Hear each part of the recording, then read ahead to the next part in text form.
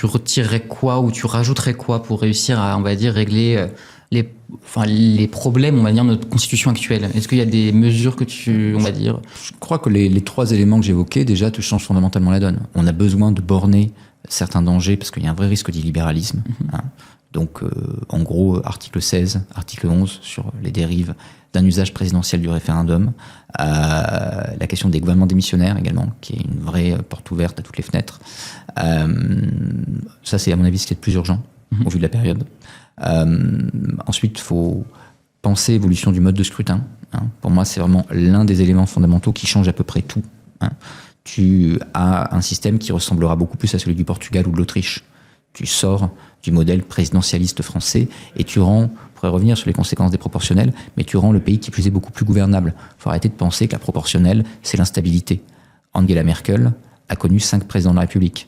Dans un pays qui est un paragon d'instabilité parce qu'il a la proportionnelle.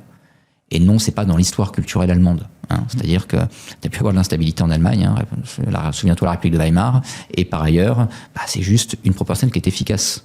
Aujourd'hui, tu mets une proportionnelle avec un seuil de représentation de 5%, tu as 6 groupes politiques à l'Assemblée, alors que là, tu en as 11. Donc voilà, par ailleurs, ton mode de scrutin majoritaire à 2 tours, on l'a dit, quand il produit pas des majorités, il produit de l'instabilité. Parce qu'en fait, il produit des blocs étanches qui sont incapables de rentrer dans des logiques de coalition, parce que le mode de scrutin fait que soit tu as une coalition au départ, soit tu n'en as pas du tout. Donc cette situation-là, elle gagnerait vraiment à induire une évolution. Et là, on ne parle même pas de révision constitutionnelle, on parle juste de loi ordinaire. Ensuite, on peut avancer sur des dispositifs qui sont des dispositifs de démocratie directe. Ces dispositifs de démocratie directe, ils sont de plusieurs ordres.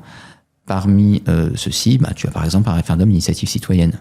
Le référendum d'initiative citoyenne, ça produit des horreurs. Hein. Quand tu traverses les Alpes ou quand tu vas dans beaucoup d'États américains, il se met à pleuvoir des grenouilles, l'eau du Tibre se change en sang parce qu'ils ont un RIC.